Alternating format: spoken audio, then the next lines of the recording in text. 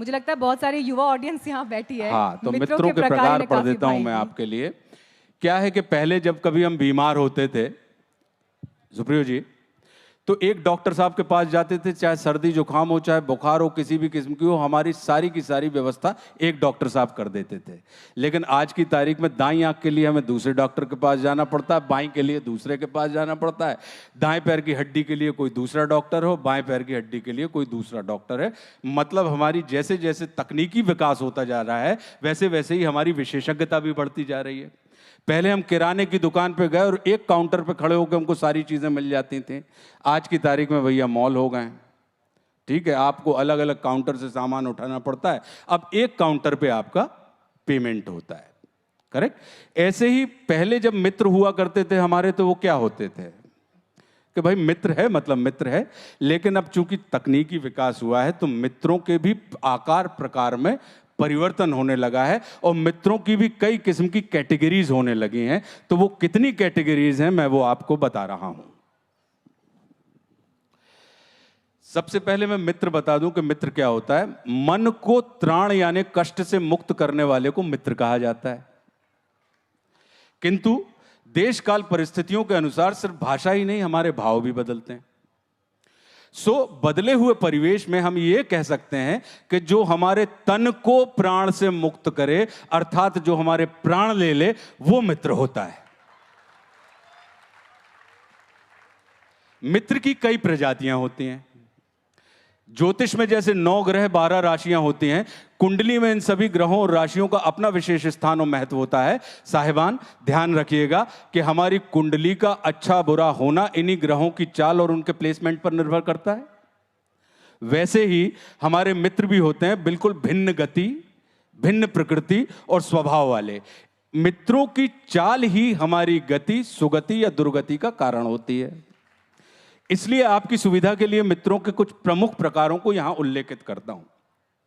पहली कैटेगरी है बाल सखा। इनके बारे में हम सब जानते हैं, हमारे बचपन के मित्र होते हैं जिनको हम बाल सखा कहते हैं। करेक्ट। इन्हीं में से कुछ आगे चलकर हमारे काल सखा बन जाते हैं। काल सखा क्या है? काल सखा उसे कहा जाता है जो कालांतर में समय काल परिस्थितियों को ध्यान में रखते हुए लाभ हानि के गणित से आपका मित्र बनता है और स्वार्थ सिद्ध होने के बाद आपको दूध में पड़ी हुई मक्खी बताकर फेंक देता है।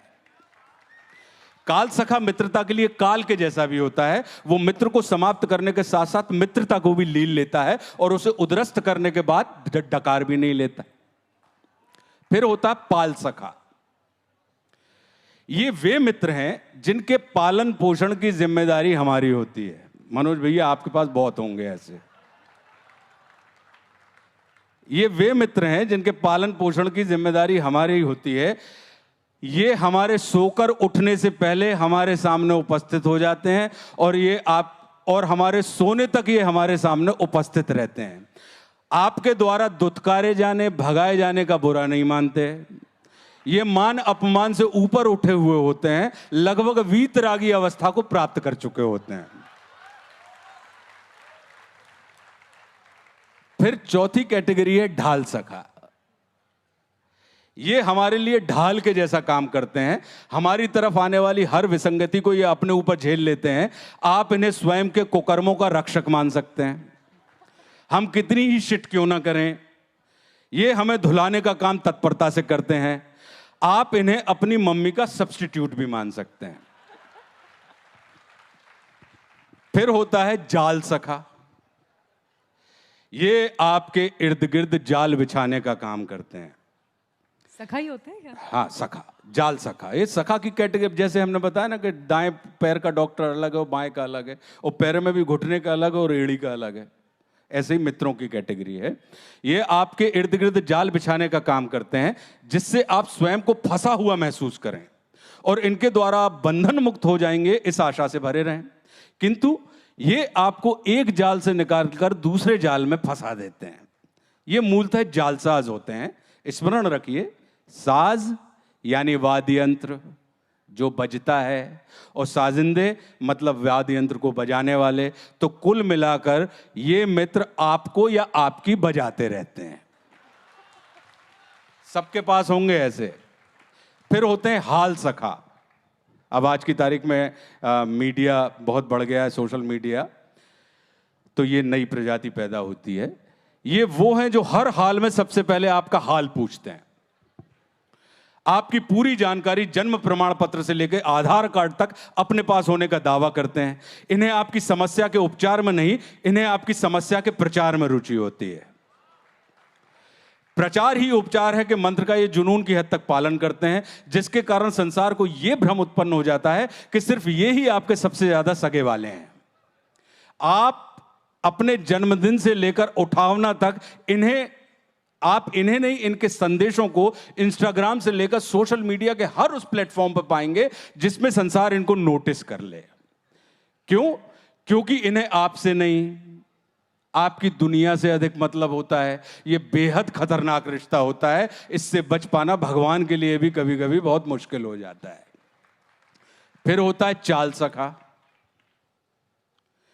ये आपकी तरक्की को पहले ही सूंघ लेते हैं।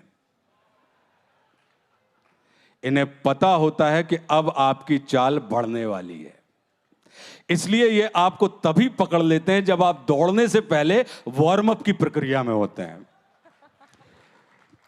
आपका मनोबल कितना ही बढ़ा हुआ क्यों ना हो, ये फिर भी आपके बड़े बढ़ाए मनोबल को बढ़ाने का काम करते हैं, जिससे आप अपनी सफलता का श्रेय इनकी झोली में डालकर इनके प्रति अनुग्रह के भाव से भरे रहें।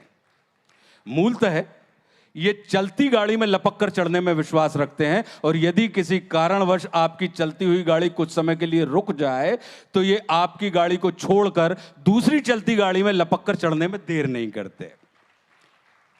फिर होते हैं माल सखा। ये आपके नहीं, आपके पास उपलब्ध माल के सखा होते हैं, किंतु आपको इस बात की भनक तक नहीं लगने देते। ये मूलतः आपकी जली जलाई बीड़ी से अपनी बुझी हुई बीड़ी को जलाने की जुगत में लगे रहते हैं। इनके पास अपनी माचिस नहीं होती। नोट स्मरण रखें, भारत में माल के कई अर्थ होते हैं, तो अपने माल की रक्षा करना आपकी नैतिक जिम्मेदारी है। फिर होता है लाल सखा। ये सदैव आपके प्रति गुस्से से भरे हुए होते हैं। ईर्ष्या की अग्नि में तपकर ये लाल हो चुके होते हैं। आपके द्वारा इनके व्यवहार पर आपत्ति दर्ज कराने पर ये संत कबीर के दोहे निंदक नियर राखी आंगन कुटी छवाए का आश्रय लेकर आपको ग्लानि से भर देते हैं, और आप चाहते हुए भी इनका साथ नहीं छोड़ पाते, क्योंकि इन्होंने आपको कबीरदास जी के दोहे से कंफ्यूज कर दिया होता है कि सच्चा मित्र चापलूस नहीं होता, वो आपका निंदक होता है, और इसकी आड़ में वो सरेआम आपकी खटिया खड़ी करते रहते हैं। परिणाम स्वरूप आप कुड़मुड़ाते हुए भी इनकी दुष्टता को शिष्टता मानकर इनसे चिपके रहते हैं। फिर होता है गाल सखा।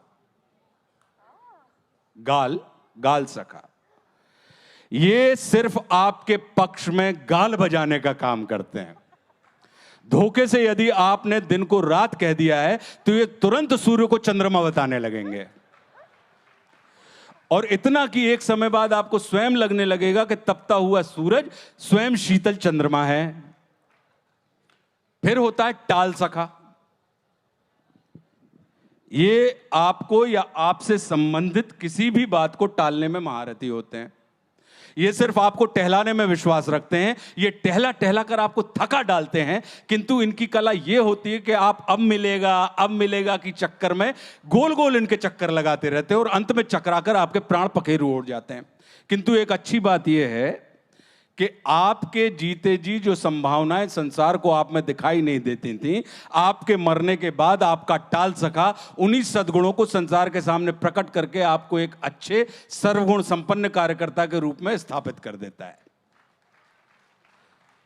फिर होता है खाल सखा। यह आखिरी कैटेगरी है, खाल सखा। ये बिल्कुल आपकी खाल से चिपके हुए होते हैं, कर्ण के कवच कुंडल के जैसे। संसार को ये सिर्फ आपका प्रतिरूप दिखाई देते हैं। ये आपसे ही आपकी खाल खिंचवाने की कला में निपुण होते हैं, और आपकी खाल उतरवा कर ही दम लेते हैं।